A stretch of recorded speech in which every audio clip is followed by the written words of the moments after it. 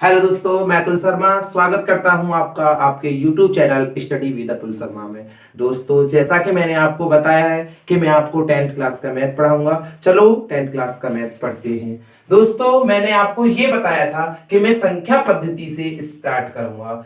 संख्या पद्धति में एक टर्मिनोलॉजी आती है दोस्तों, यूक्लिड विभाजन प्रमेय का। चलो इसको समझने के लिए हम कुछ उदाहरण लेते हैं। जैसे मान लो दोस्तों, हमको 7 का भाग 53 में लगाना है, तो 7 अट्टे 56 ज्यादा हो जाएंगे, तो 7 7 49।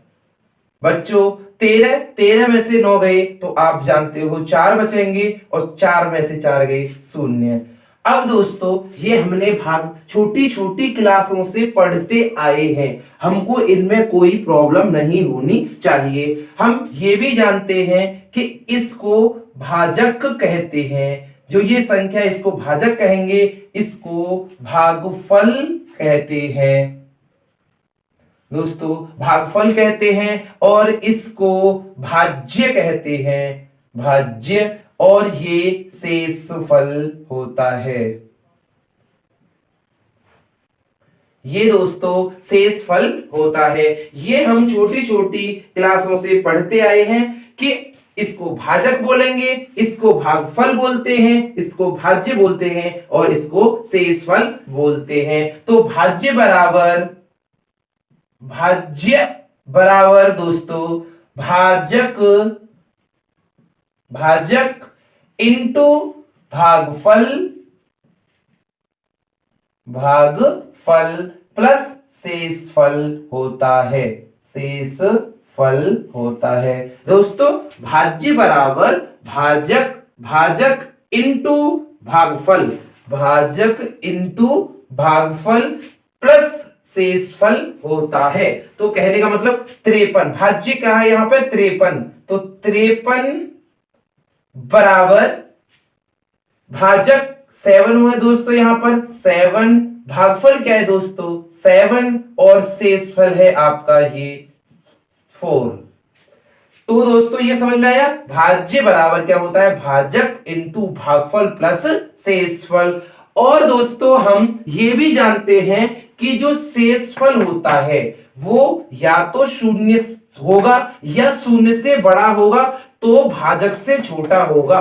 कहने का मतलब जिस संख्या से हम भाग लगा रहे हैं उससे छोटा होगा। यहां पर शेषफल 7 से छोटा होगा, या तो 0 होगा या फिर 7 से छोटा कोई भी हो सकता है, 6, 5, 4, 3, 2 या 0। अब दोस्तों चलो एक और लेते हैं। मान लो हमें A में B का भाग लगाना है, और Q बार जाता है, और R शेष बचता है।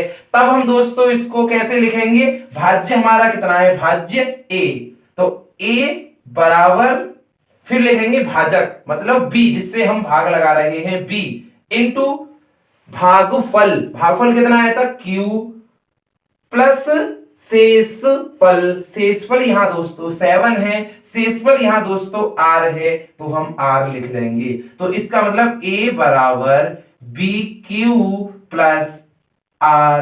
हाँ दोस्तों, यहां पे R का मान क्या होगा, देखो दोस्तों R का मान या तो 0 होगा, या फिर जिस संख्या से हम भाग लगा रहे हैं, कहने का मतलब B से छोटा होगा।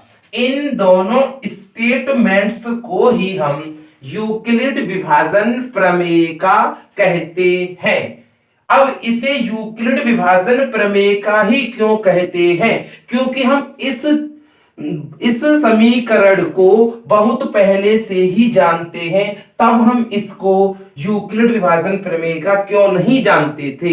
दोस्तों, इसको यूक्लिड विभाजन प्रमेय का इसलिए कहते हैं क्योंकि इसका जो लिखित प्रूफ है वो यूक्लिड एलिमेंट्स 7 में मिला था।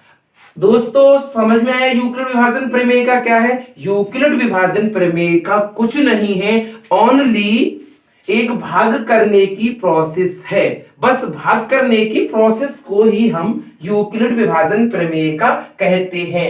अब जैसे दोस्तों आपको कोई दो पूर्णांक दे रखे हैं, कहने का मतलब कोई दो संख्या दे रखी है, मान लो आपको एक 14 दे रखी है और दूसरी आपको 43 दे रखी है, और कोई कहे कि इसमें यूक्लिड विभाजन प्रमेय का प्रयोग करो या यूक्लिड विभाजन प्रमेय का लगाओ, तो हमें कुछ नहीं करना दोस्तों। सबसे पहले जो छोटी संख्या है उससे बड़ी संख्या को भाग लगाना है, क्योंकि मैंने आपको बता दिया यूक्लिड विभाजन प्रमेय का भाग करने की प्रोसेस है।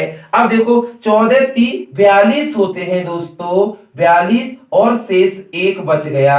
अब बस इसको इस फॉर्म में कन्वर्ट करना है, a बराबर बी क्यू प्लस आर या भाज्य बराबर भाजक इंटू भागफल प्लस शेषफल। तो देखो भाज्य कितना हमारा 43, तो देखो ये 43 बराबर भाजक कितना है हमारा 14 जिससे हम भाग दे रहे हैं, इनटू जो भागफल आया है 3 उसे इनटू प्लस शेषफल बचा है 1। बस इस फॉर्म में कन्वर्ट करने को, इस फॉर्म में एक्सप्लेनेशन करने को ही हम यूक्लिड विभाजन प्रमेय का कहते हैं। दोस्तों मैं अब नेक्स्ट वीडियो में आपको यूक्लिड विभाजन एल्गोरिथम के द्वारा HCF निकालने की विधि समझाऊंगा और यूक्लिड विभाजन एल्गोरिथम होता क्या है उसके बारे में भी बताऊंगा। थैंक यू दोस्तों। अगर ये वीडियो आपको पसंद आई हो और आपको कुछ समझ में आया हो तो लाइक और सब्सक्राइब करना ना भूलें।